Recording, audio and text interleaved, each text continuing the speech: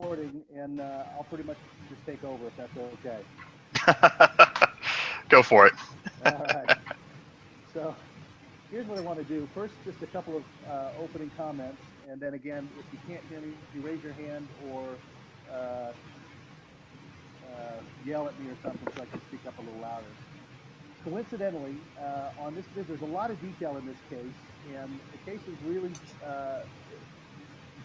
We're not dealing with the technical issues. We're really going to be focused on the human or the organizational issues that have arisen in this. And coincidentally, I was mentioning to Jared and Karen earlier that I took my wife out for Valentine's Day on Saturday. We went to dinner and then we went to a movie. The movie we saw was called Hidden Figures. Have any of you seen this movie? My wife and I saw it a couple weeks ago. Okay, so you get a little flavor for what's going on with the Columbia mission as well. I highly recommend it if you haven't seen it. But some of the same issues that we read about in Columbia are in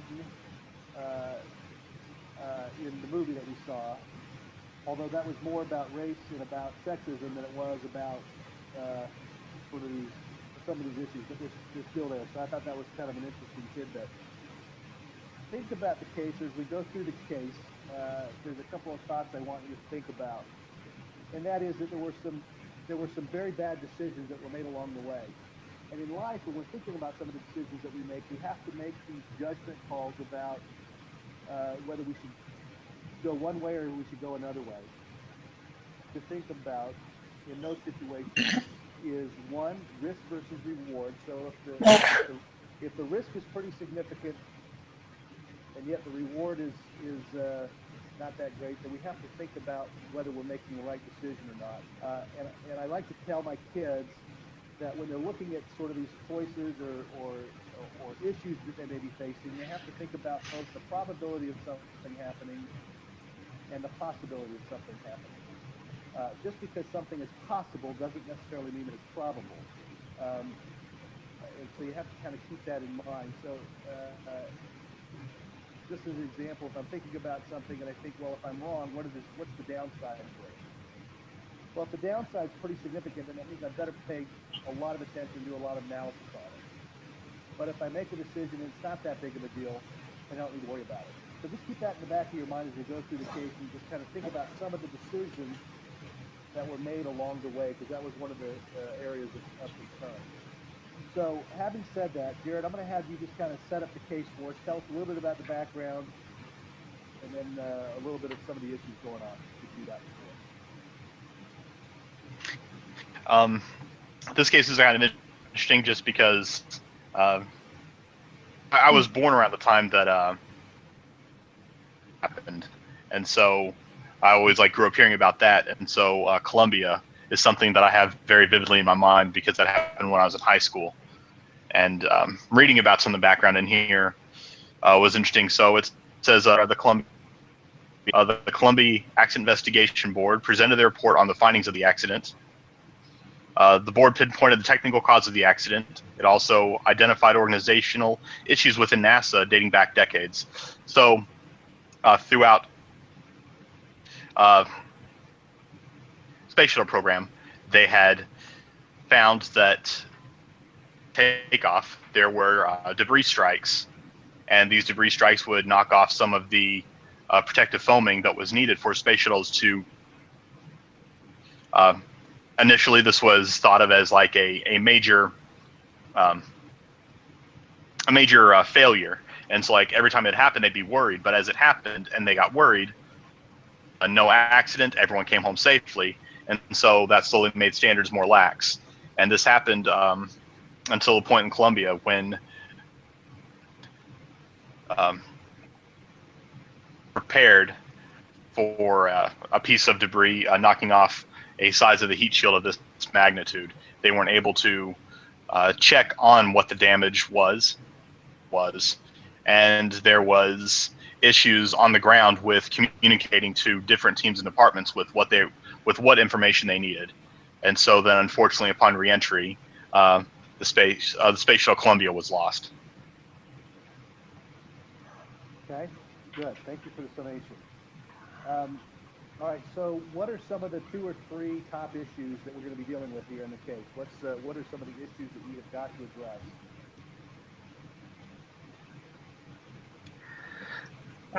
From Go ahead. I think there are some issues within the organizational structure. There are so many interweavings within the organization that communications failed, and there weren't a lot of checks and balances from one group to another. Okay. What else? I think The I think so. No, go ahead, Marvin. You're good. Okay, I think the lack of trust in all the all the teams working in the in the program. You said lack of trust. Is that right? Yes. Okay. Good. You, anything stick out in your mind? I was kind of thinking the culture. It mentioned briefly that there was a culture of, oh, how did it phrase it? Like, prove to me that there's something wrong, right? And so they didn't really double check themselves. They were just like, okay, well, it worked once, so it's good. Let's keep going. Good. Any other issues we want to make sure we address tonight? I think that there was back on Natalie said, but I think this issue where if something hadn't resulted in catastrophe previously, then it was treated as okay to go forward in the future. Yeah, that was that diminished standards that we saw from one And of then, the. Go ahead. I don't want to cut you off. another one I thought was misplaced priorities. It came specifically when they were talking about wanting to rotate the shuttle for a better view, but they thought that that would compromise the mission. So they placed the mission over the safety of the crew and craft. Okay, good. All right, we have a lot to work with here, so let's start diving in on some of these things. The first thing I want to touch on is something that Karen said, and that was the organizational structure. So remind me again, as you read through the case, how many locations are we talking about here? How many what? How many?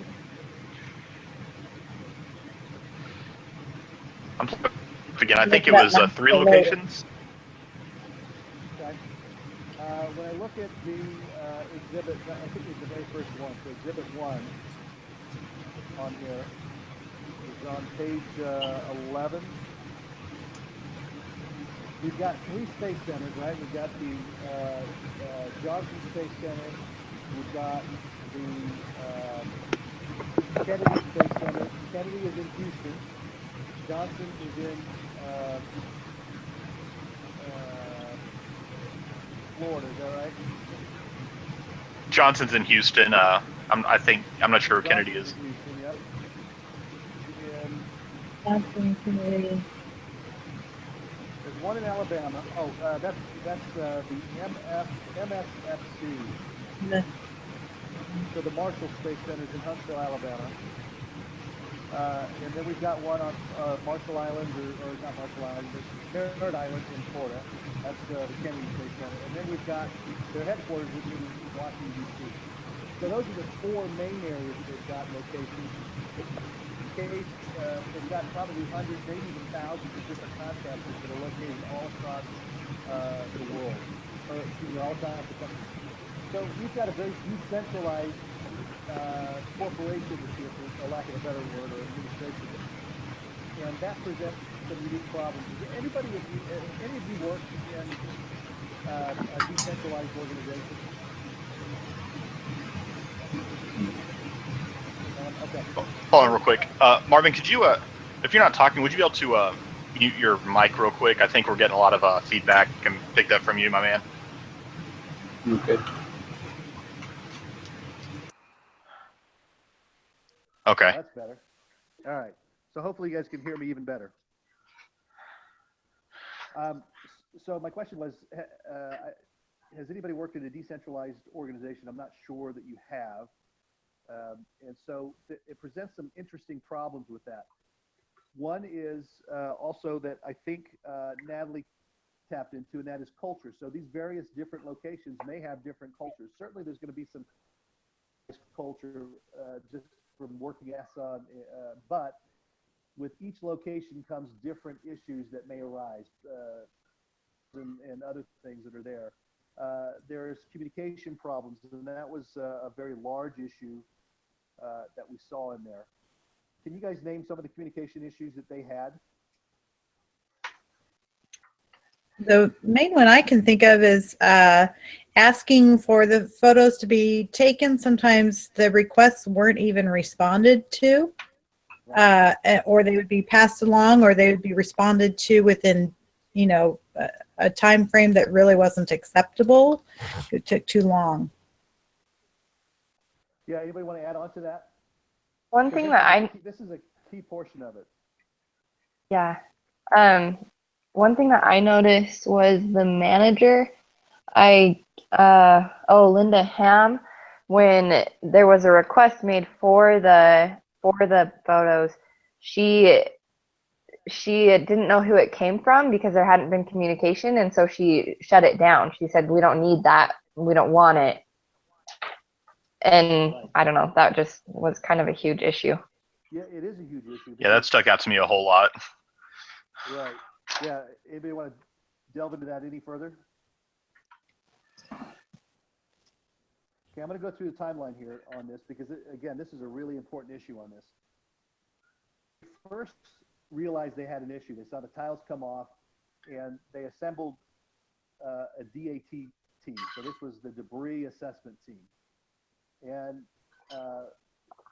that DAT team, right from the beginning, said, gee, we'd like to see some photos to see if we can get some better imaging of this because what they had wasn't really workable. So they went and made a request from, and I'm looking at, if you want to follow along, I'm looking at Exhibit 7. It's on page 15 if you've got your cases out. And so Wayne Hale had a top secret clearance, and he knew the requested procedures, but Wayne wasn't really in the procedural loop, was he? So this is another issue. Just writing it down. So that's another issue because there were processes and procedures that they did not follow. So they made that request on day one, and then let's see, it wasn't until I think day 5 that DAT had their first formal meeting. So this is 5 days later they're having their first formal. They once again asked Roca, who is the co-chairman of this group, to pursue imaging. So we're 5 days into it and they still haven't done it. And then on day 7, day 6, and Natalie, I think you were referring to this, Ham got had found out that somebody was asking about these images, and she didn't know who was asking about them.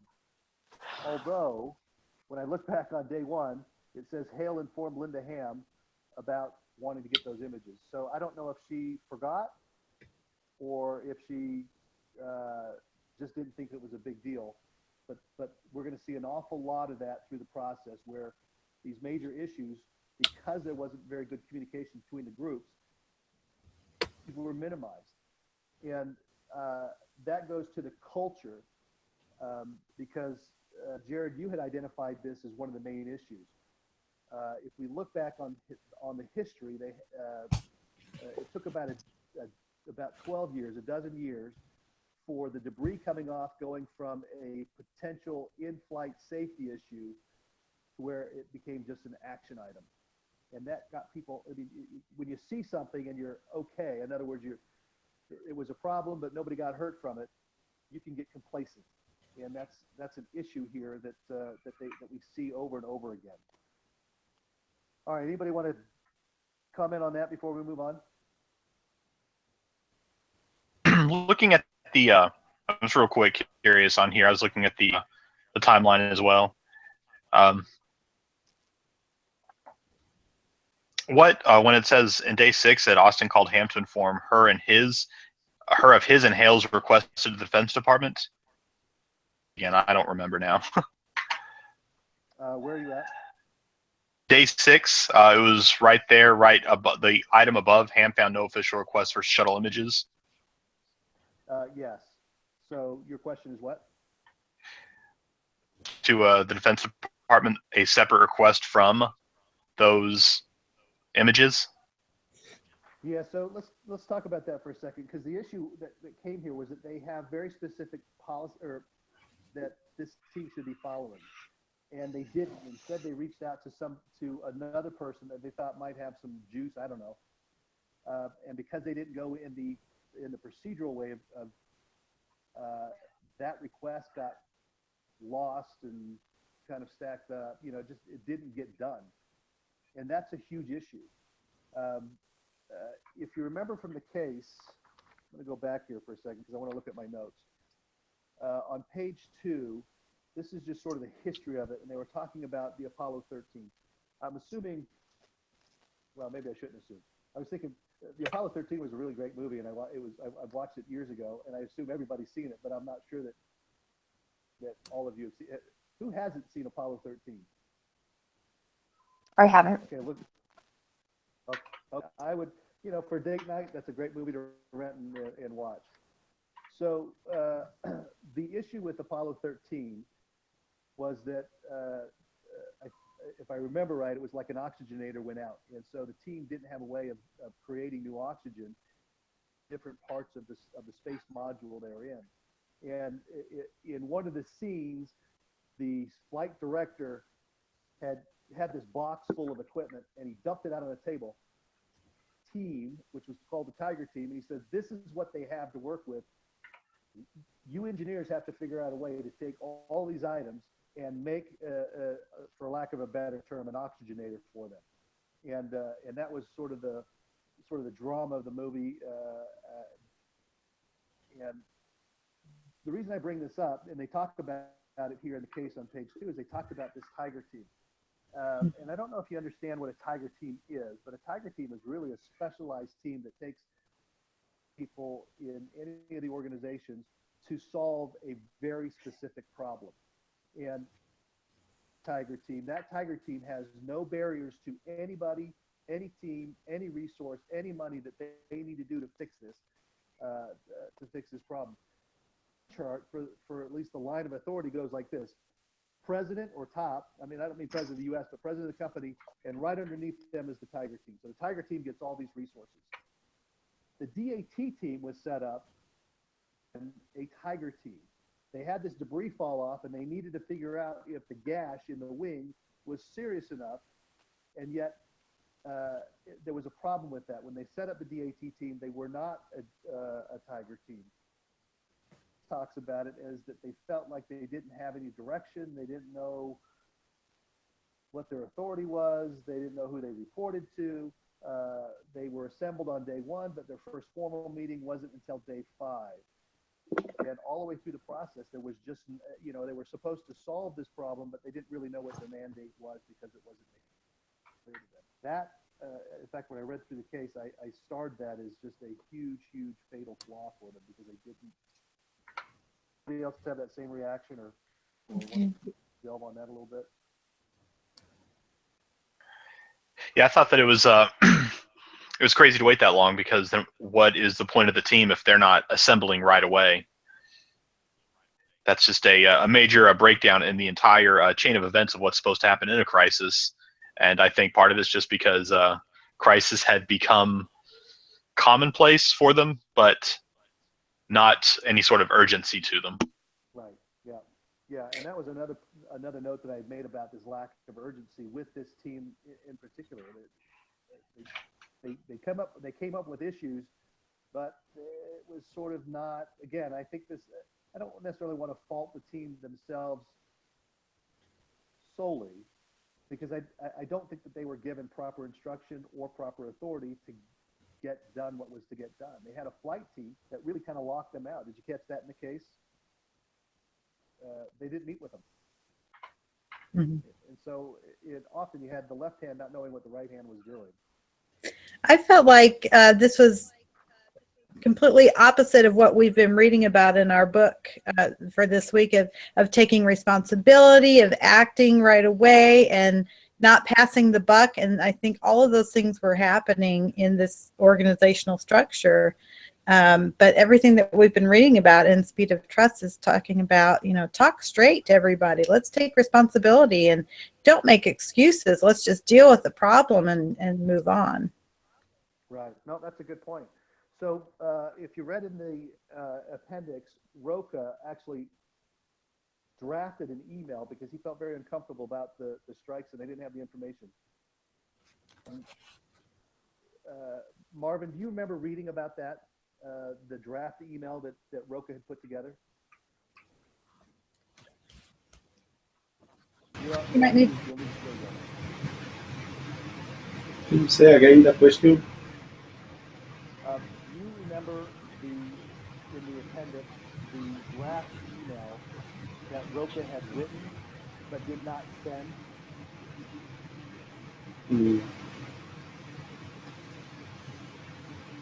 No, I'm not remember. Okay. Natalie, do you remember that? I pulled it up right now. I'm looking at it. Okay. So, I'm sorry, did you want me to go ahead? 11? Yeah. Oh, I'm sorry. It's Exhibit 10. What was that? Oh, yeah. So I remember, though, in the case how it said that he wrote it and then he showed his coworkers, but he never actually sent it. And I thought that was really interesting. Yeah. But Problem with that. well, first of all, I think so. Roca, it also mentioned that engineers, I can't remember how it put it exactly, but they kind of were kind of afraid to speak out, I guess. Right. And so that was one thing. It was like, well, if Roca would have just kind of stepped up to the plate and owned things and sent this email, because he had very strong language in the email. He said it was wrong, it was bordering on the irresponsible, they needed more pictures, and if he would have sent that, I feel like even though it was strongly worded, things might have gotten done. It would have called attention to it. It would have been like, oh, there is an issue that we need to address here. Right. So had he sent that out, I agree with you. I think that he would have caused people to stop, maybe to think about it. So this is really a cultural issue, isn't it? Well, along with that, I think there's some information in this email that's not given in the rest of the case at all, and it's the safety mission of NASA and the posters that they put up. Again, completely opposite of what they did. Yeah, I was going to go right to that point. So tell us what does that tell you? Oh, well, that tells me that they're, advertising one thing, but their actions are not following through with what they are saying that they do. And that's a conflict. They need to make sure that they have the integrity to follow through with the safety standards that they advertise. Yeah, I think that it seemed to me they were paying lip service, just as you said. They were saying one thing, but the culture was that you don't bring up bad news. Or, Natalie, I think you hit that on the head. He somehow either lacked the courage, or there was a culture where you just didn't do this because you couldn't. Right. These tough discussions with groups. Have any of you either read or started to read the next book that we're going to be reading, The 5 Dysfunctions of a Team? No. Okay. No, I haven't started reading it yet. You don't have to. It's not. I just was curious. One of the dysfunctions in there is about having this conflict in team, and that having healthy conflict is good. And the result of not having healthy conflict is exactly this. You'll have people not saying what they really think, not having people saying what they really mean, and that leads to confusion, it leads to frustration, it leads to teams not being very effective. It turned out to be very tragic. And I think maybe they could have solved the problem had they really raised the issue on that. So thank you. That was good. Well, I think it's frustrating. Like, say you're in a work situation, and it's completely frustrating knowing that your company says one thing about how what their values are, and then act in a completely different way. Mhm. So I understand his frustration and why he wrote the email, but that doesn't excuse him for not sending the email. But it's just a completely like morale destroying thing. Even if it's acting isn't necessarily wrong, if it's just counter to what the values are and what the stated values are, then it just destroys like the integrity that you have in the company. Totally. Yeah, you're right on in that. And what does it do to trust? It's just there's nothing there because you don't know what they actually care about, what they, if they stand for what they say at all. Yeah. There was a parallel with this, and I can't remember if it was in an exhibit or if it was in what we read, but they talked about the Challenger issue, and that turned out to be an O-ring issue. Yeah. And when the temperatures got too cold, it felt like they hadn't done the proper testing to see if actually that would work. Pressure to push that program through it, they made that fatal decision to go ahead and let that rocket go off. Well, these engineers sign off on that, and the case made note that one of the engineers did not sign off on it. He refused to sign off on it because he felt like that the proper testing wasn't done. So I contrast that did versus what Roca didn't do, and that was to send that email out, and maybe how that might have been different had he done that. To both the culture that Natalie spoke about, that permeated that, and it also goes to what Jared had brought out before about sort of this standards being diminished over time. Just another example of it where, again, engineers didn't have all the testing done on it. There was other examples in here about, I think right off the bat, they talked about normally they would have done in-flight testing with some of this, and they did not do it here because they were trying to meet a scheduled deadline. And that's another issue that you have in teams where lines that you're trying to reach, but there are critical components or critical issues that you have to face, and if those critical issues aren't tested right, then the team has to be, I guess, strong enough or courageous enough to take that to management and say we have to adjust to make sure that we do this right. Okay. Let's talk a little bit about who brought up checks and balances. Somebody brought up checks and balances. I want you to talk a little bit about that. Karen, was that you? I did. I just felt like each organization had their own culture, I guess you could say, their own way of doing things, a lot of bureaucracy in this, and it didn't connect between the different organizations. And I felt like there needed to be some continuity among the organizations, some kind of checks and balances for communication, for following through with requests, just double checking and making sure that things are happening as they should, organizationally and safety wise, communication in so many different areas of the organization. Right. Yeah, that became a huge issue, and we talked about the imaging one. That's the most obvious one. Were there any other things did anybody else catch any other that they thought kind of fell through the cracks?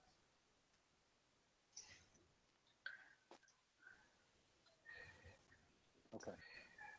All right. So that was the most obvious one to me. That was the one that I included in my case study. You're right up. Okay. Mm-hmm. All right. Let's talk a little bit about the misplaced priorities. Jared, did you bring that one up? Yes, I did. I mostly brought it up just because it stood out so much to me. I'm trying to find where I found it in the case again. I have a quoted in my case study, but it said, according to one source, Ham expressed concern to others that the time spent maneuvering the Columbia for valuable imagery of the left wing would unduly impact the mission schedule. Right. So she seemed to be more interested in making sure she hit the schedule deadline. Right. And that caused her to minimize what the impact was of that debris issue. which Mhm. when we circle back, Jared, you hit that on the head before, which was that because it occurred so often, she just felt like it was a known quantity, and Mhm. yet the engineering wouldn't support that. Right. Well, along with the timeline, I think there were budgeting concerns as well. So deadlines and budgeting became a large issue that they basically weighed safety against that. And I think it even said they chose the wrong choice. They chose budgeting and deadlines over safety.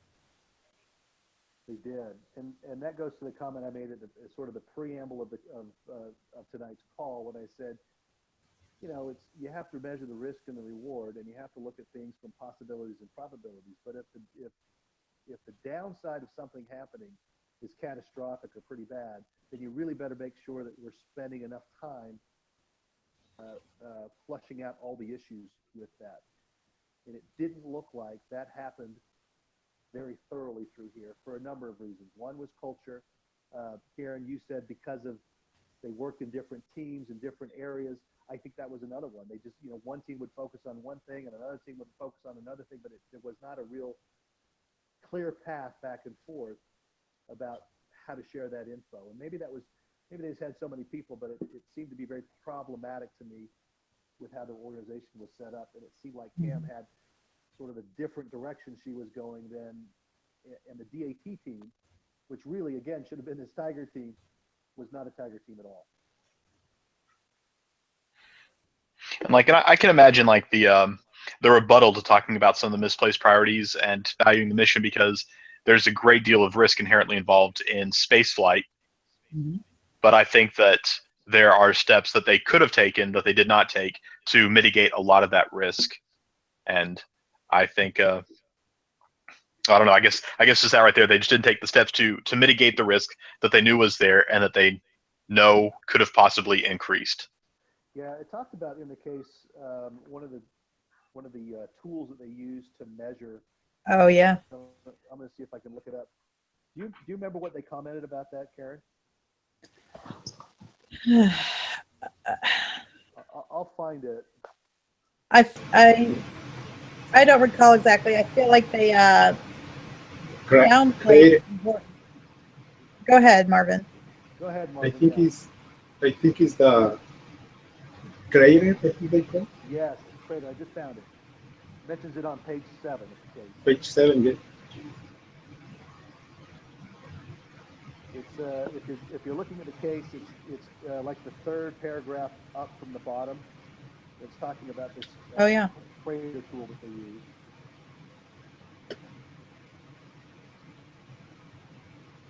Anybody recall that? Want to talk about that a little bit? Mm-hmm. Well, they had this tool here that told them may have been, but because it had overreported damage in the past, they just completely discounted it immediately without even really or assessing the report or anything like that. Okay. So, Natalie, I'm going to pick on you for a second. Okay. You're an outside consultant. You're an engineering consultant. You're coming in and you see this. They use this crater analysis tool, and that it doesn't really tell them what they need to know. For this team. What was your question? I'm sorry. My question is, do you have a recommendation for this team based on the fact that they don't believe this crater tool? And I'm looking at the crater. Well, the crater is that... just a tool. That's what they call it. Yeah, and so I'm going to read you this. It says, one expert described crater as not really an analytical model. Right. It was discounted by the team. Mm-hmm. So what's your reaction to that? You're an outside person looking at this. What's your reaction? Well, I don't know, just like with my limited knowledge now, but I think that discounting what Crater said wasn't a good idea, especially because in that paragraph it said that it didn't take into account the denser bottom level of the tile. And so in my mind, if there's a lot of damage on the top at the lighter level, there has to be some sort of damage on the bottom, on the denser layer, even though it's the more sturdy layer. And so in my mind, I'm like, why in the world would you discount what that says? Even if in the past it has been wrong, the hole was so big and bigger than anything that they had ever seen. I don't think it should have been discounted. Okay, good. Anybody else have a similar or a different reaction? Well, like I would just ask, what's the like why even use Crater if it's going to give you this feedback and you're just going to discount it? Then why? That was my reaction too. So Natalie, you're right. They shouldn't be discounting it, but I wrote next in the margins, wow, why are we even using this tool if you don't believe it in the first place, and if you don't think it's giving you the right stuff, time and effort and money and resources to try to find a tool that's going to get them the answers that they want. So that was another example of this diminishing these standards as they go along here. What else do we need to bring up? What time is it? We got we got about 15 minutes left. You have something else you want to bring up in here? Yeah, I have something about this tool. Caught my attention that when they use this Crater, they ask for help to the offices in Texas. Then they just use that tool for twice, and they not use the California facility. They have more experience with this tool, so I think they have a little lack of trust, as saying that to ask help for people with more experience with this tool. Right. Yep. And it didn't sound like they got the help that they needed. They looked at it, but they didn't necessarily get the help that they needed on that. All right. Any other issues here?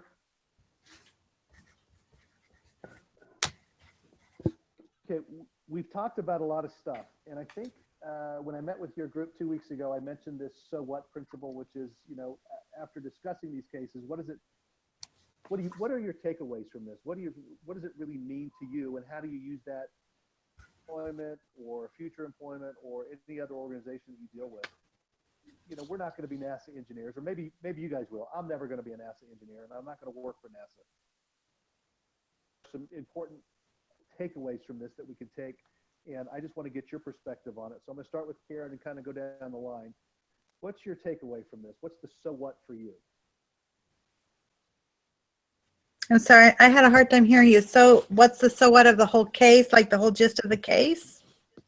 Yes, well, for you personally, what do you take from this? Okay. But the lessons learned in the case. I gotcha. That's interesting that you asked that, because I felt funny bringing this up because it's totally on a spiritual side. And I know that we're looking at this as a business sense, but when we're talking about, they had a history, they had precedents, and they just kept going along, and they weren't learning from history. And now it's easy for us to say, well, yeah, they should have listened to what the Crater tool, the information that it gave. They should have done this, they should have done that. But that's not how we go through life. We make these mistakes as we go along, and sometimes we downplay something. We if we see a bad movie, well, you see it, another bad movie and another bad movie, and you become desensitized to it. And I think that this happened in this case. They kept downplaying the importance of some of these issues to the point that they didn't think it was ever going to be an issue, and it ended up being a big issue. And I think that's how it is for us with sin and some of the decisions that we make too. It is very, very good observation, very good point. So that means for us, personal lives as well as our work lives and school lives, we need to challenge the status quo. Just because something is done a particular way doesn't mean that's the right way to do it. So if we can mentally make a note that we need to reevaluate where we're at and whether this is the right way to go, that would have saved them some issues. So very good. I appreciate Well, I think not only personally, but as a society too, and the way that things keep changing, and bad is called good and good is called bad in our society today. We see that all over the place. It is. Yeah, it's an upside down world right now. Okay, Jared, what's your takeaway? What's your so what? It's just consistency and trusting your processes. They had the processes in place, and they just didn't do it. They could have had consistent maintenance, but they let a lot of things slide. So you need to be consistent, trusting your processes. If you deem your process, which is perfectly fine and something that's going to come up often, change your processes, but don't ignore them. Don't ignore your standards. If you need to improve somewhere, then of course, like, you can make changes, but ignoring them that you have is an issue. And hopefully it won't come up where it's catastrophic like this. But if you start to ignore those, then you don't have a plan. You don't know what you're doing. You don't know how to deal with crisis. Yeah, no, another great point, and I kind of group it under the you have procedures to follow, and they did not follow their procedures. They were kind of all over the map, and that caused confusion. It caused mistrust, resulted in tragedy, and we relate that from a gospel. And those are, oh, sorry, go ahead. No, go ahead. I was going to say, like, the confusion and the mistrust is the exact thing that those procedures were implemented to avoid. That's right. And had they followed that, they would have gotten the imaging. Had they followed that, they would have had better communication and been able to, I think, evaluate better the debris issue. And I think about that in terms of the gospel perspective, where we have commandments that we follow. And some people might look at that as sort of barriers to either having fun or barriers to keep you from doing something. But really, we know they're really guardrails. If we follow the commandments, we're going to stay on the straight and narrow and not get into trouble. And so a really good takeaway. Thank you. Okay, Marvin, you're up. What's your takeaway?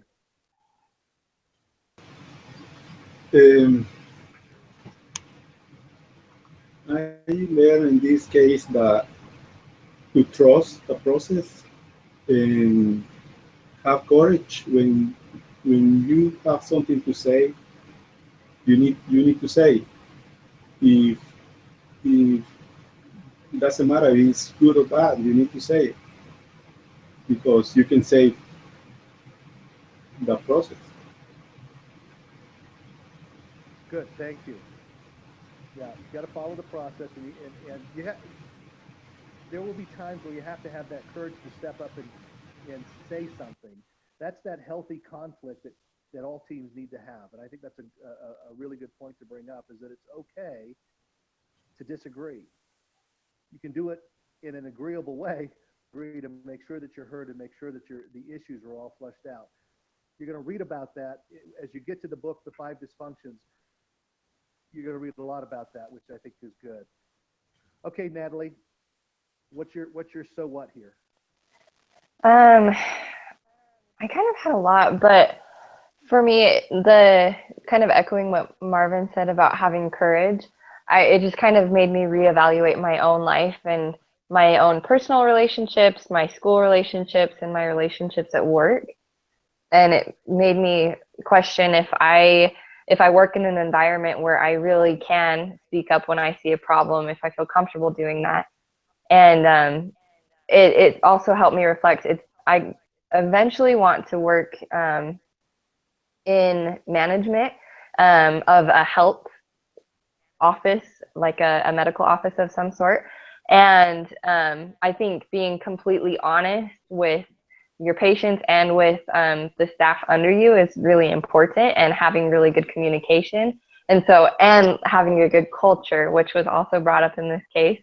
And so it just made me start thinking of all of the things that I would want to implement in my own office, and all of the things that are necessary to run an effective organization that people trust, that you don't diminish your standards, and that people know that what you're telling them is true, and you're not going to just try and take their money. You're trying to help them, just I had a lot of thoughts, but I hope that kind of summed up what I was thinking about. Yeah, I think so. It talks to the importance of having a great culture, a culture that allows you to be able to speak up and be able to have that straight talk. And Covey talks about that straight talk, and you're going to see examples of that in the next book that you read, where straight talk is used. And they certainly didn't have the straight talk here, because many people felt like they were inhibited from being able to talk about things. All right, let me wrap this up this way. This case intrigued me quite a bit. So I did a little bit of research online to kind of read about it and see what happened there. And so one of the things I found was the lessons learned from this. If you look at the end notes in the case, it references the CAIB, which was the Columbia Accident Investigation Board. And I just wanted to bring a couple of points here because we've talked about them all, but this is what they found. First of all, they said that it was a terrible culture because they didn't function well together. They had culture traits and organizational practices that were detrimental to safety, and it allowed those to kind of permeate and develop. And we talked about that in terms of, they had these safety posters up, but they really were kind of paying lip service to it. They talked about them relying on past successes, and they had that as a substitute for sound engineering practices. And that was one of your points, Jared, about the fact that their standards diminished over time. And that was because they got away with stuff in the past. They had debris fall off, but because they didn't have any serious accidents with that, they thought that that was okay. And it certainly wasn't. They had organizational barriers that prevented effective communication, particularly of critical safety information, quite a bit. So the recommendations were really kind of a couple-fold. One was that they wanted NASA to then ruthlessly seek out and eliminate the safety problems. And then they called for more predictable funding and sourcing so that they could standardize their procedures and follow their procedures. This took place in 2003, I believe, and the last shuttle launch occurred in 2011, if I remember right. And now they've moved away from that program and they're doing something different. But that was the assessment from the Columbia Accident Board, and you all, I mean, it was pretty obvious through the case what the issues were, and I think that you captured them all here. So I appreciate your time. A very detailed case, and I hope you had some fun with it. But the important point isn't necessarily the technical issues. This isn't an engineering class. The important points are really that of an organization and how that relates to the things that we talked about: culture, trust, straight talk, and priorities and the right procedures and following those. All right. Anybody else have any other comments before we close out? I just want to see. Oh yeah, we're almost on time here. I just have a quick question. Every time I refer to culture, I'm not exactly sure I really understand the fullness of what a company culture or an organizational culture is. So I understand that's part of their standards, their practices, but is there more to it that I'm not maybe catching on to? No, you're right on the right track with that. It's really about the behaviors and the mores and the acceptable things that are done. I was having this discussion yesterday with another group, and one of the students did work for a decentralized organization. He talked about the culture in where he worked in Idaho was different because they're certainly more friendly and more informal versus the branches or the organizations on the East Coast that he dealt with, because they were very much more formal, buttoned up, and the culture kind of encompasses a lot of things. Okay. But it is the practices, it is the mores, it's sort of the accepted things that are done there. Okay. And, that was one of the reasons I brought that up. So, any other questions? Any other comments? Okay, you guys are awesome. You guys have a great group. I appreciate the work that you do, and your comments and on the discussion board are awesome. Well, thank you. Thank you. Thank you so much.